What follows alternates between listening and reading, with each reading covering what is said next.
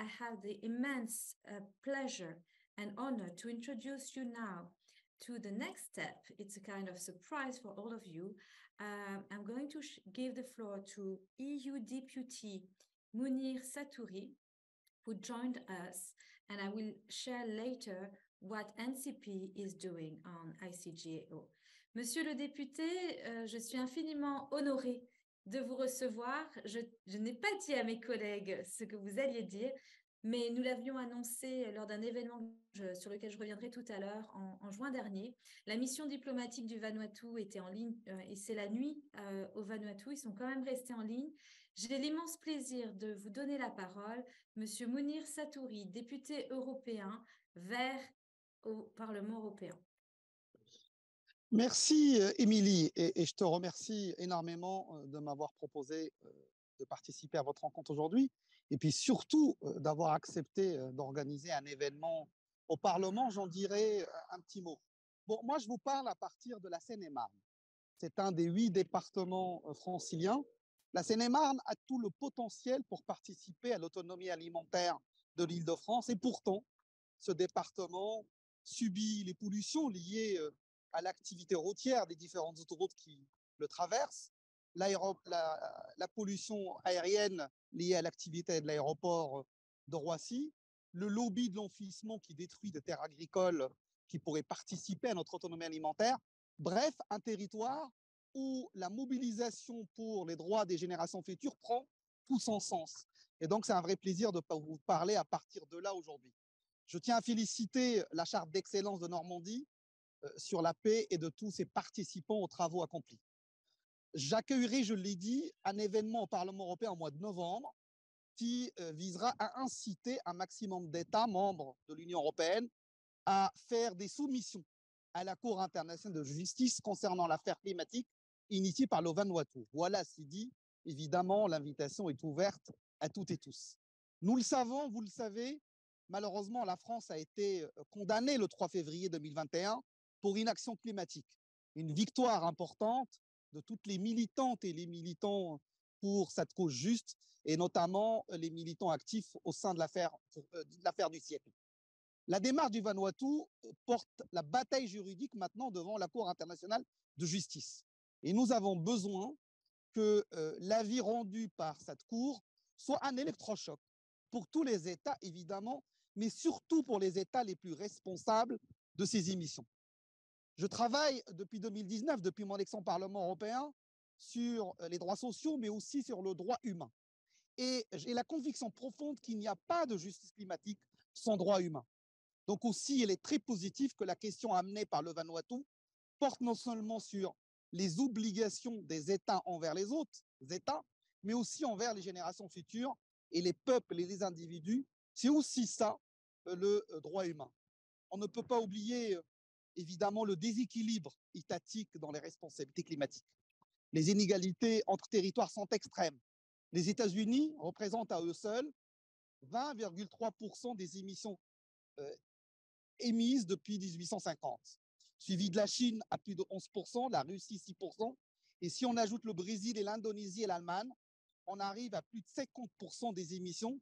C'est dire que les responsabilités des uns ne sont pas complètement la responsabilité des autres, et le besoin de solidarité internationale qu'on doit avoir avec les pays qui ont le moins contribué à ce réchauffement climatique pour que la transition écologique ne leur coûte pas ce que le modèle consumériste, productiviste polluant leur a déjà coûté. Ne l'oublions pas, nous ne sommes pas en reste au niveau de l'Union européenne. Nous représentons 10% des émissions. Nous devons continuer les efforts. La double crise Covid et la guerre de la Russie contre l'Ukraine a remis au deuxième plan les enjeux climatiques, les enjeux du Green Deal. Il nous appartient, nous dans l'institution élue, mais aussi vous dans la société, de faire en sorte que cet enjeu ne soit pas perdu au profit de d'autres enjeux qui sont les enjeux sociaux et les enjeux de développement économique. Merci beaucoup de m'avoir permis aujourd'hui d'avoir la parole. Bravo pour le boulot que vous faites, que vous avez continué à faire. Et je suis ravi de participer à ma manière à cet enjeu et à ce défi. Merci, Émilie. À bientôt, Monsieur Satouri. À très bientôt. bientôt. Bon dimanche. Au revoir. Au revoir. Au revoir. Donc, vous l'avez compris, nous allons organiser tous ensemble. Donc, la mission diplomatique du Vanuatu a déjà donné une liste d'intervenants. Nous avons déjà aussi une liste d'intervenants, mais cela reste ouvert. Et j'aurai le plaisir aussi d'inviter des membres du cabinet de l'Ombudsman des générations futures de Wales, Marie Brousseau-Navarro et aussi Jacob Ellis. Donc, nous avons un événement à co-construire ensemble. Donc, rien n'est fini. Nous sommes partis pour un long moment à être tous ensemble. Je voudrais revenir sur quelques temps forts de la chaire d'excellence Normandie pour la paix par rapport au travail qui a été fait sur la ligne justice climatique sous la stratégie, le génie stratégique de Aline Ware. Tony Oposa avait donc organisé ce premier moot court avec David Forman à l'université, à la Cour suprême de Hawaï en 2016. Ensuite, en 2018, nous nous sommes réunis en Hollande et Margaretha Ververing qui était là, Anna Kanselis aussi, et Tony Oposa nous a gargarisé autour de ce projet de saisir la Cour internationale de justice d'un avis consultatif sur le climat, toujours dans la même lignée. Forte et inspirée par c'est un côté très visionnaire qu'il a, Tony Oposa. Inspiré par Tony Oposa, j'ai réussi ici à convaincre pour la création d'une chaire d'excellence Normandie pour la paix.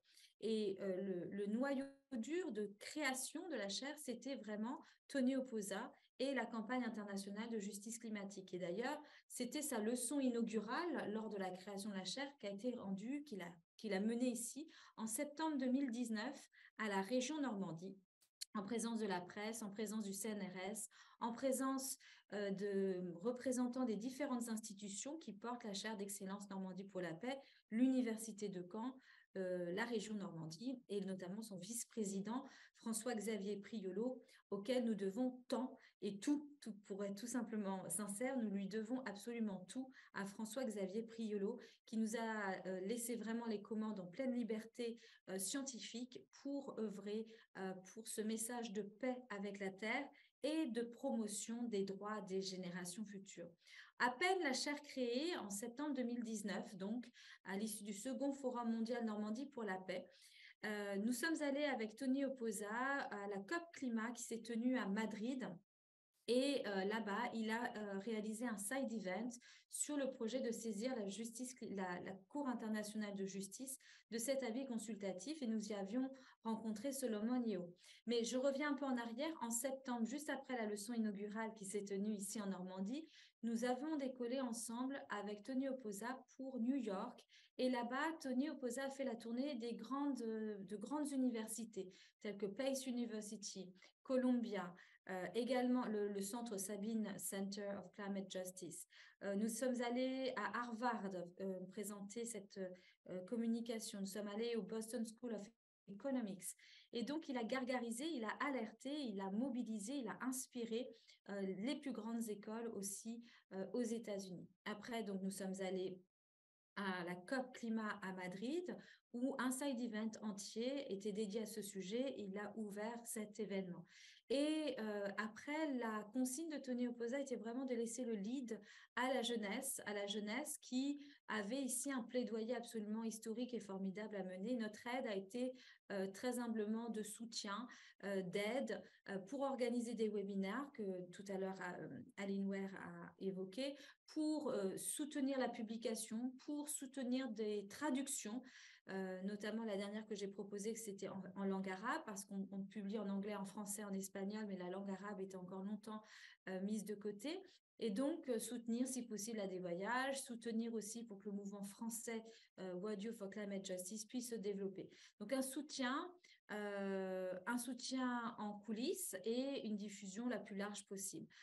Et donc, l'un des temps forts dont je suis infiniment fière avec Aline, on va peut-être en parler, c'est lorsque, avec Christopher Barlett, nous avons ensemble organisé à l'hôtel Hilton devant les Nations Unies, le siège des Nations Unies, nous avons organisé un événement de haut niveau avec la mission diplomatique du Vanuatu, à savoir la mission permanente du Vanuatu à l'ONU à New York, ainsi que la mission permanente du Costa Rica à l'ONU à New York.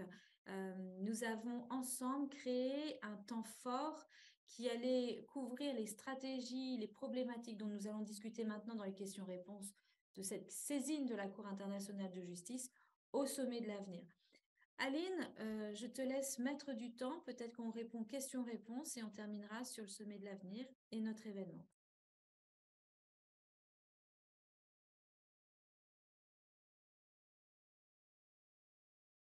Thank you very much, Emily. And with regards to the event that we organised in New York in June, the key area that we were focusing on, or key areas we were focusing on to bring into the International Court of Justice case on climate change was the developing law protecting future generations, and also the interrelationship between this process and the UN Summit of the Future. And these are two things which are very important.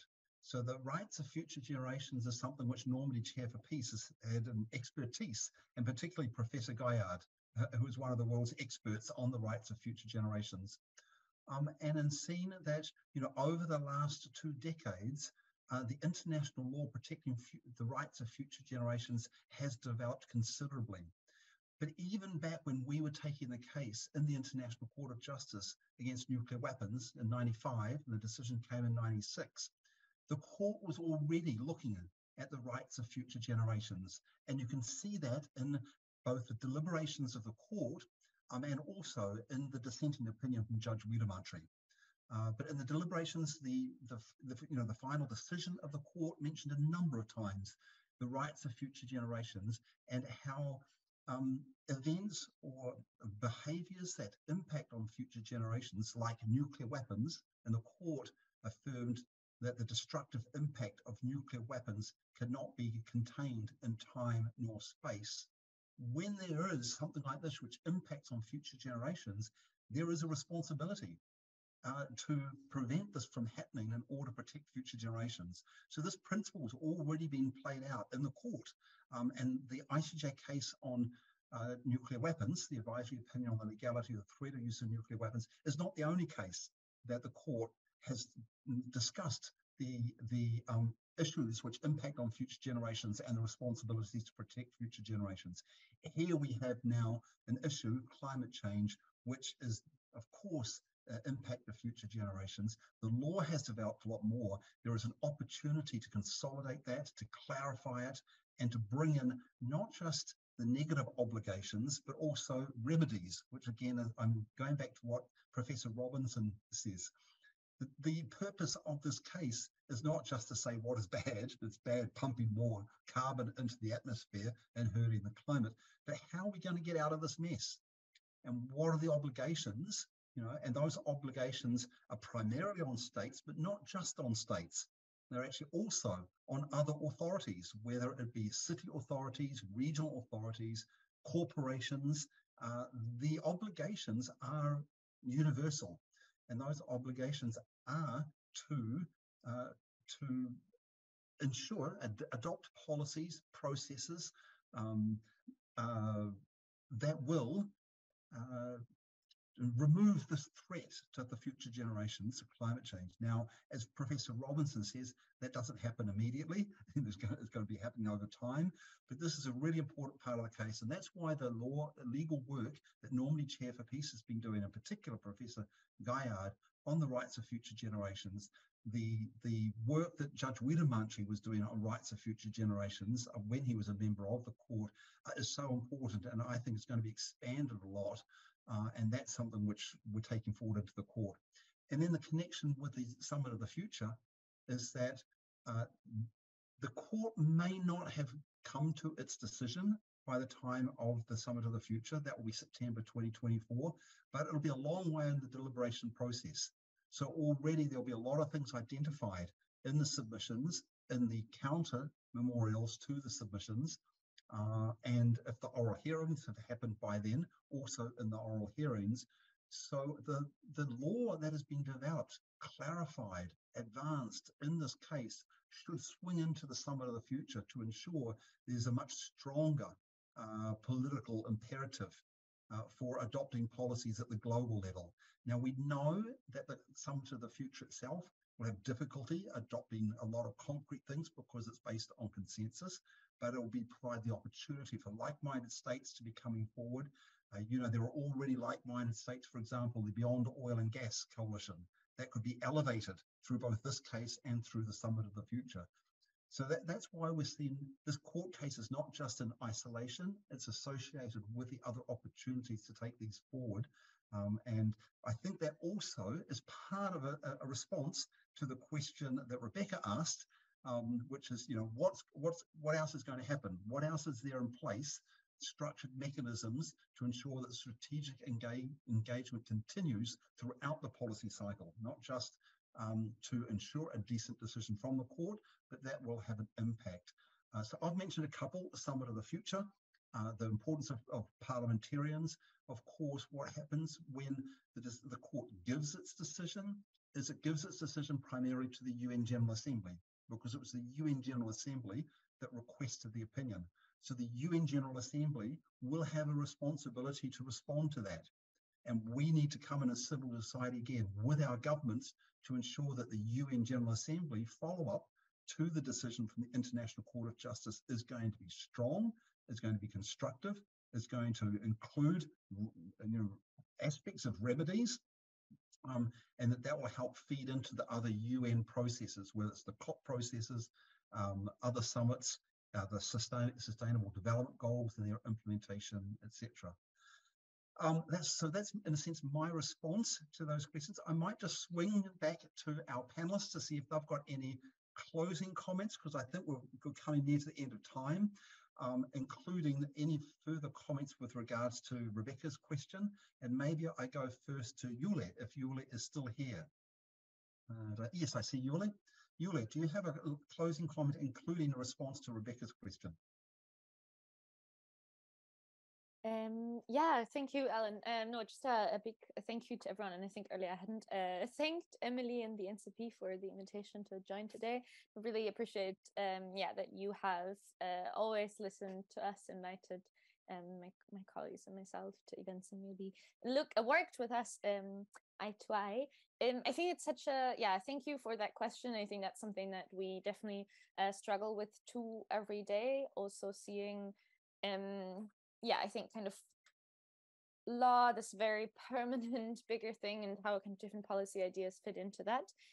So I think we look forward to working with civil society organizations, trying to find ways to, when it comes, how can this be useful to you? So how can my colleague Vishal from the Pacific Students, he always says everyone can find a home within the AO, and then how can this home be suitable for everyone once it has come out as well. So thank you, Ellen, for highlighting these different events where this can take place.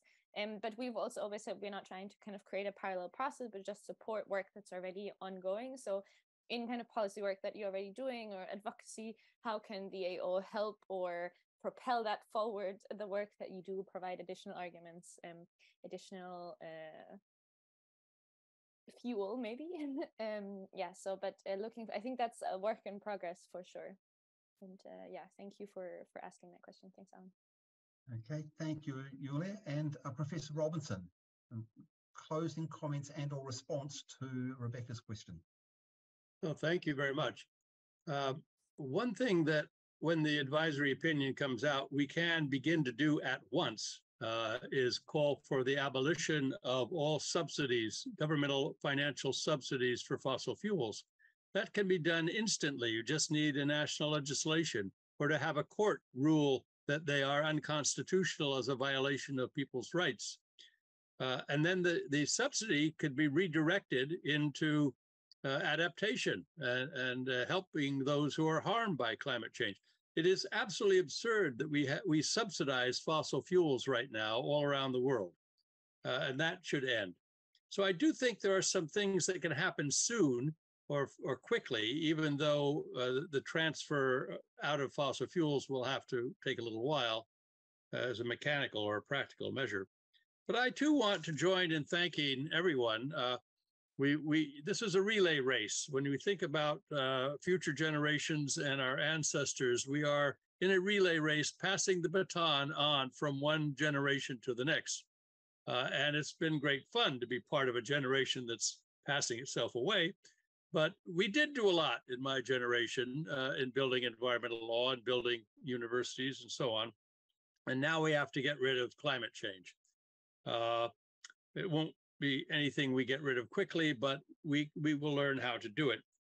And so the Normandy Chair for Peace and the region of Normandy were very important in this relay race because they had a moment in time.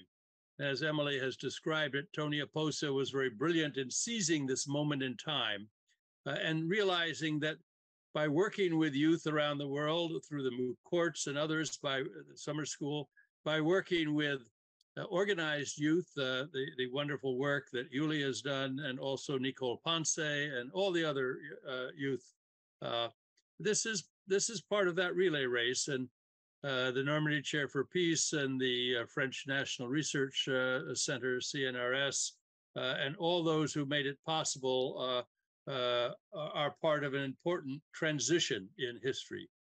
And I want to thank them and everything they've done. So any follow-up, I'm glad to be able to follow up offline with anyone who has questions, and we can move on. Thank you very much, Alan. And Alan, thank you. You've been great. Thank you very much, Professor Robinson. Nishtan, you have a couple of closing comments? Absolutely. Great honor again. Just to add to Professor Christina, it was great to hear from her and the World Commission for Environmental Law from the IUCN and their processes of adapting written submissions for the ICJAO. There is a reference there to ITLAWS and the Inter-American Court of Human Rights and European Court of Human Rights. But also, I think you and others are privy to many, many wonderful achievements, including the judgment of the 14th of August from state of Montana, where young people both successfully and satisfactorily realized that the state of Montana has a responsibility now, both with regard to getting rid of fossil fuels, but also right to a healthy environment. So these are really shifts and momentums adding to, I believe, higher consciousness on our responsibilities to each other and the planet and to future generations. And again, congratulations to the Normandy Chair for Peace and the wonderful, inspirational people behind it. And I'm sure, as Professor Robinson said, as the baton gets passed on, it will inspire generations to come. It's been an absolute pleasure. Thank you, Alan.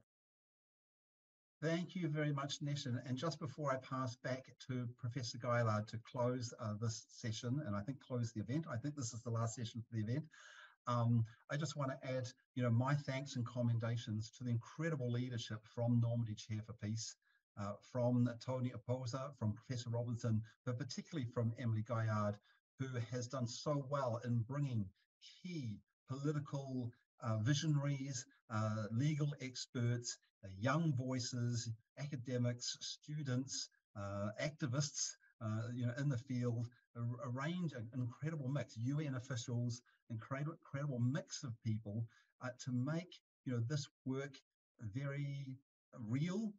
It's not just studying these issues in the ivory tower, but is engaging the thinking and the academics behind this, the legal thought behind this in specific policies, specific processes and initiatives. It's really been an incredible impact that Normandy Chair for Peace has had. There's a wealth of thinking, articles, events, and that you can see on the Normandy Chair for Peace website. So I commend Normandy Chair for Peace in particular. It's been incredibly valuable for me. I've learned so much, and also appreciated very much the capacity to engage and learn from incredible people. So a big thank you to Normandy Chair for Peace for leading this process. I think this is sort of wrapping up a whole field of work. So I'm going to pass over now to Professor Emily Gaillard to close the event and say her final words about Normandy Chair for Peace and her experience with it. Professor Gaillard. Thank you so much, Aline. Thank you so much to Professor Robinson, to Nishan. It's a great pleasure to meet you. To Julie, I think we created a family, a worldwide family, and it's just a start. And NCP started a fire. and it has to follow. So I will switch into French because I can express myself better in French. Donc, nous arrivons au terme de ces 3 jours de temps fort de clôture de la chaire d'excellence Normandie pour la paix. Je rappelle que cette chaire d'excellence Normandie pour la paix a été créée à l'initiative de la région Normandie, c'est-à-dire qu'elle a été intégralement financée par la région Normandie pour porter ce message de paix et nous a sélectionnés sur le message de paix avec la terre et de promotion avec les droits des générations futures. La région Normandie, forte d'un héritage qui est une mémoire en raison de la Seconde Guerre mondiale, voit ses vétérans disparaître les uns après les autres et donc tenait depuis 2019 à tenir ces forums mondiaux Normandie pour la paix qui d'année en année deviennent de plus en plus importants, se nourrissent et qui d'année en année créent de nouvelles initiatives et fédèrent de nombreux prix Nobel de la paix. Je tiens à remercier infiniment la région Normandie pour François-Xavier Priolo, vice-président de la région Normandie, qui a eu la vision de cette chaire, pour sa confiance, pour m'avoir aussi étroitement associé à la direction scientifique de cette chaire. Je remercie tout particulièrement Monsieur Antoine Petit, président du CNRS, du Centre national pour la recherche scientifique, qui nous a reçus en 2019 avec Tony Oposa lors du lancement de la chaire ici en Normandie.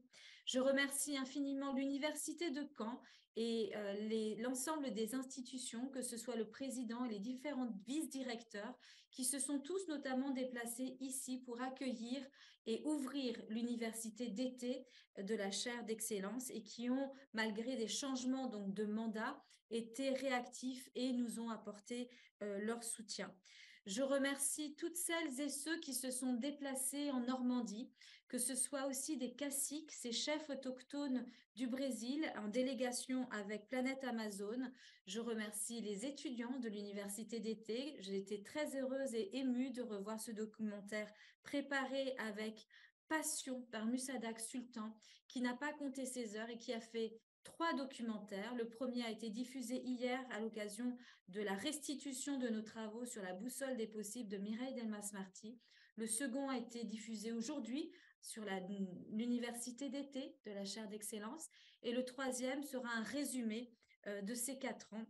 On souhaitait à l'origine le faire pour aujourd'hui, mais je me suis accordé un petit peu aussi du temps de repos.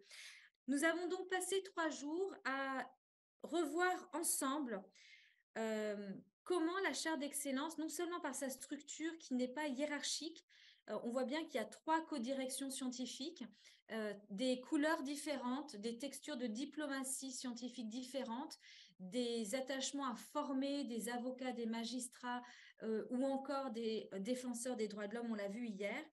C'est une recherche qui a été imaginée, la feuille de route, avec professeur Robinson et Tony Oposa à l'université de Pace aux États-Unis. Et ensemble, nous étions autour d'une table pendant 3 jours, nous avons brainstormé, nous avons imaginé chacune des lignes de recherche.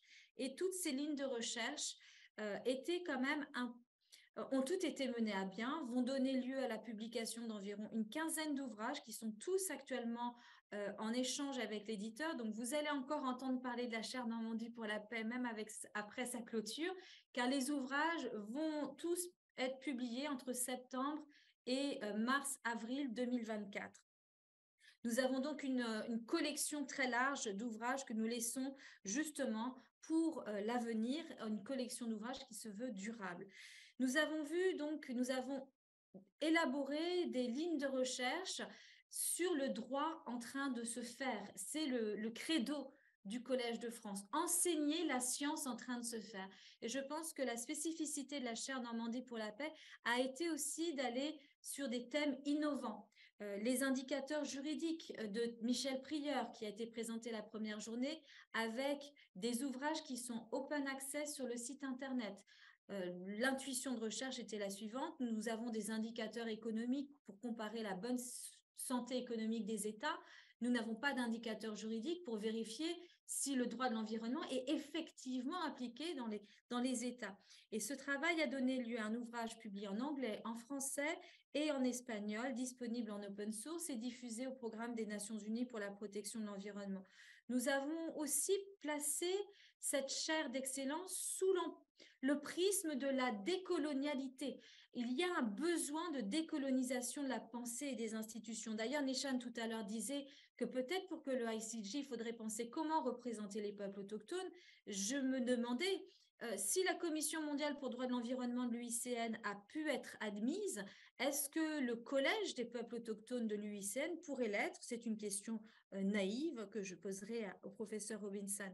Mais dans cette dynamique que l'on a mis par rapport à l'ouverture aux peuples autochtones, un travail absolument formidable a été mené. D'abord parce qu'on a organisé des rencontres avec les peuples autochtones, des rencontres mensuelles avec des peuples autochtones, parce qu'ensuite nous avons cherché à créer des kits pédagogiques. Ce sont les étudiants qui s'y sont mis, et je vous renverrai à la présentation d'Agathe Neveu qui a été absolument touchante, au travail absolument formidable et titanesque réalisé par Leslie Clou, non pas en 4 ans, mais en à peine 1 an et demi. Notre rencontre a été un peu tardive, mais elle a été faite au bon moment et elle a fait un immense travail également. Et je tiens à la remercier tout particulièrement parce qu'elle a été jusqu'à nous permettre d'organiser un événement au sein des Nations Unies lors du dernier forum permanent des peuples autochtones. Des publications en espagnol ont lieu aussi par rapport au processus de justice transitionnelle et la Colombie et les peuples autochtones. Et je vous disais que la chaire Normandie pour la paix n'a pas hésité à aller des fois explorer des champs de recherche hors zone de confort. Et c'est tout à fait le cas pour la ligne bioéthique que j'ai co-animée aux côtés d'Amandine Caillol et de Bénédicte Bévière-Boyer, que je remercie tout particulièrement. Nous avons travaillé sur le transhumanisme, nous avons travaillé sur le transanimalisme et sur la transterre, la géo-ingénierie. Et nous avons montré comment cette recherche vers une société de toute technologie couper le lien d'interdépendance avec la nature. Nous avons également fait un focus sur les conséquences environnementales de l'intelligence artificielle. Et donc, cette ligne de recherche de bioéthique a été extrêmement vive, fructueuse. Toutes les vidéos des webinaires et des colloques webinaires sont en ligne et les ouvrages sont en cours de publication. Et sur la géo-ingénierie, ce n'était pas quelque chose d'évident à organiser. Et il faut savoir que dernièrement, la Commission de droit international près de l'ONU a délivré une opinion aussi, un rapport, laissant entendre que la géo-ingénierie pouvait aussi porter atteinte aux droits humains. Donc, on voit bien qu'à l'heure actuelle, nous vivons un momentum de transformation, une grande dynamique de transformation, de métamorphose des droits, et c'est ce qui transparaît sur le site internet de la chaire. Lorsque vous allez lire la ligne numéro 1, on parle de la transformation des droits pour promouvoir les droits des générations futures, les droits de la nature, les droits des peuples autochtones, mais aussi les droits des animaux, avec une élévation du niveau de conscience qui a été formidablement mise en œuvre par Aloïse Ken. Aloïse Ken a organisé 2 grands colloques internationaux, l'un sur la sentience animale et l'autre sur les droits des animaux. Ouvrage déjà publié et ouvrage publié et tiré pour la 3e fois. Je lui souhaite de tout cœur une très belle suite dans sa carrière universitaire. Professeur Michel Prieur a également travaillé pour faire de la diplomatie scientifique auprès de l'OMS et animé une recherche sur One Health. Et la chaire a publié un livret avec tout son travail en anglais, en français, en espagnol, et tout a été envoyé aux délégués. Alexandra Aragao est professeure de droit de l'environnement à Coimbra, au Portugal, et a présenté sur l'innovation juridique responsable, l'innovation et la recherche responsable. Et en fait, cette recherche, elle est venue l'apporter, le proposer à la chaire. Donc, on l'a accueilli, nous finançons les actes finaux. Et en fait, on a compris son attrait pour la chaire parce qu'au final, la chaire elle-même est une expérimentation de ce qu'une chaire académique peut être et peut porter en innovation juridique et en responsabilité. Car parler de paix avec la Terre, parler de droits des générations futures, ça doit être inscrit dans une idéologie respectueuse des différences des cultures et des espèces. C'est un droit à vocation transgénérationnelle, mais bien évidemment trans-espèce, c'est-à-dire nous devons nous décentrer de l'humain et bien comprendre que notre respect va de pair, est intimement lié avec les autres espèces et tout ce qui vit. Et que c'est aussi transspatial. C'est une révolution scientifique. Nous sommes au cœur de cette révolution scientifique et nous avons un momentum historique. Alors, je sais que parmi vous, certains sont un peu tristes de voir la chaire s'arrêter. C'était déjà prévu pour 4 ans. Et évidemment que quelque part, la même chose aura vocation à renaître car nous vivons une période historique.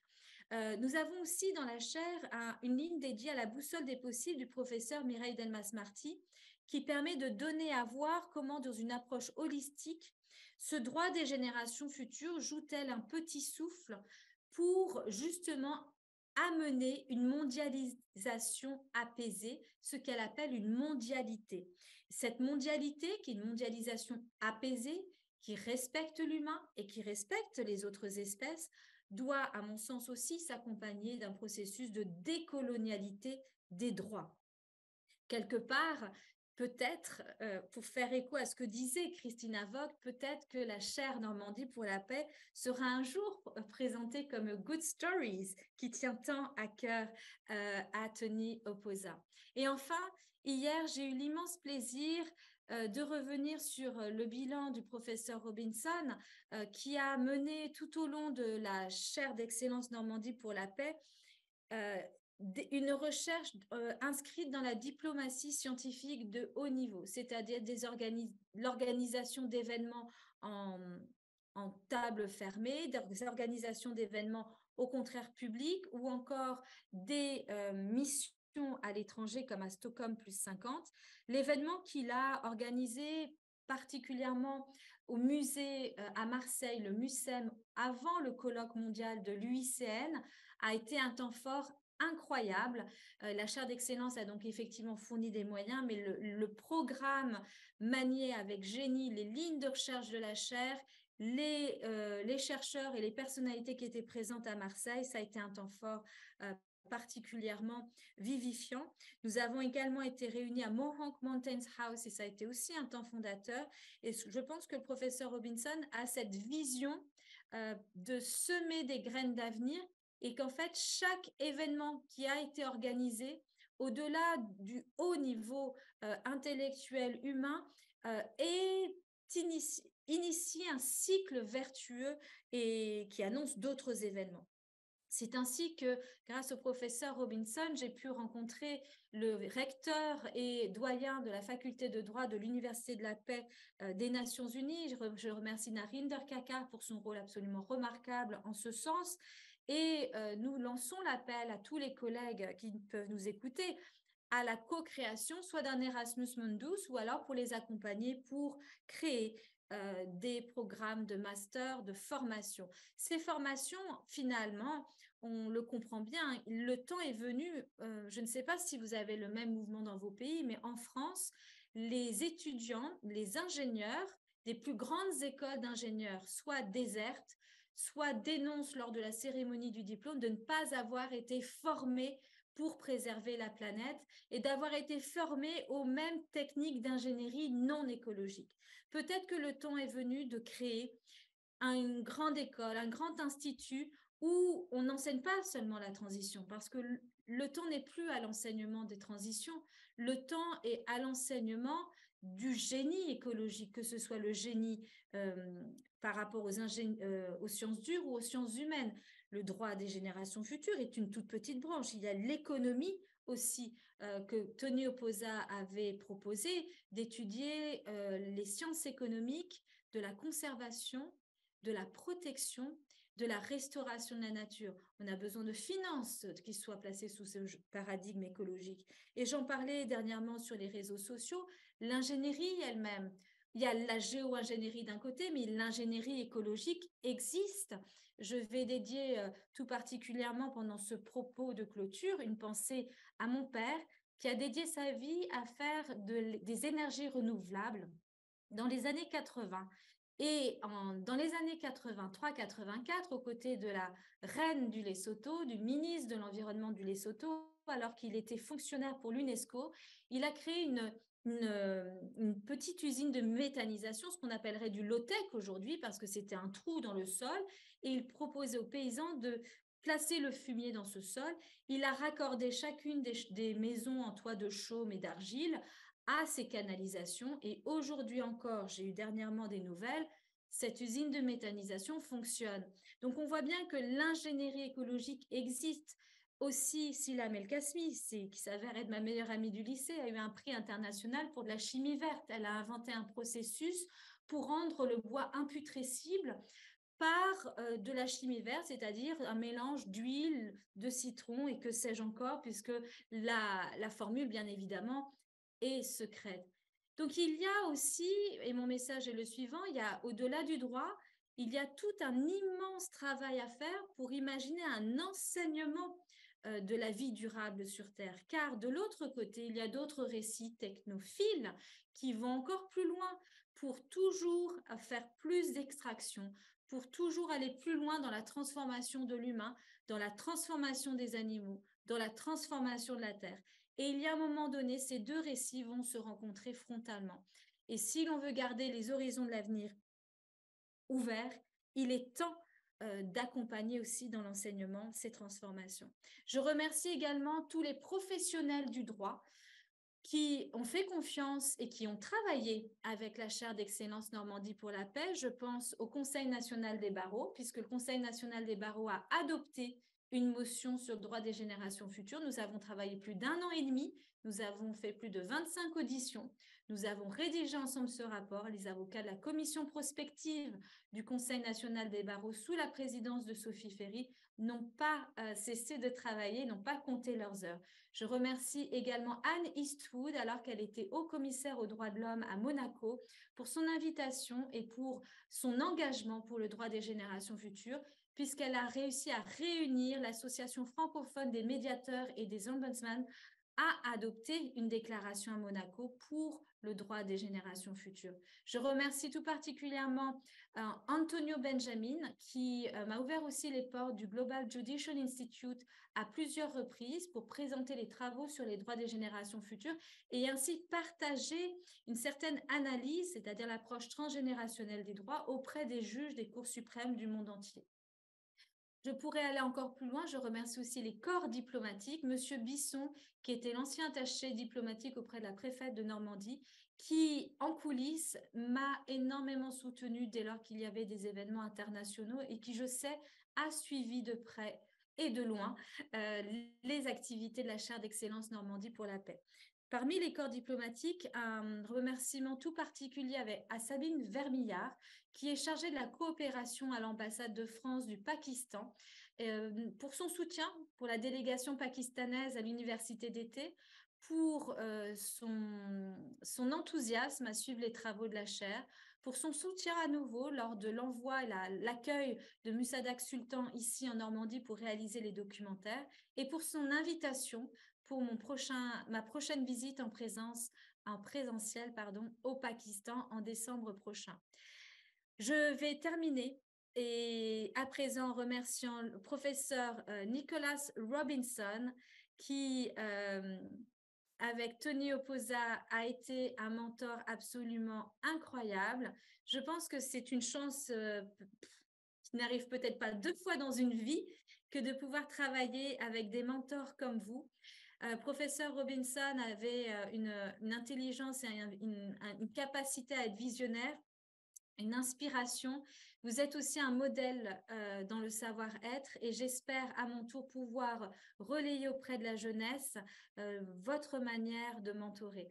Merci beaucoup à Tony Oposa. Tony Oposa, avec qui nous avons le grand plaisir de parcourir la planète, mais aussi d'échanger en joie sur différents sujets et sur les droits des générations futures. Et pour les mots de la fin, je dirais en citant Tony Oposa, "There is no limit to what you can achieve if you don't want to take the credit." Clap de fin pour la chaire d'excellence Normandie pour la paix. Je vous remercie infiniment. Prenez soin de vous. Be well. and see you somewhere else. Take care.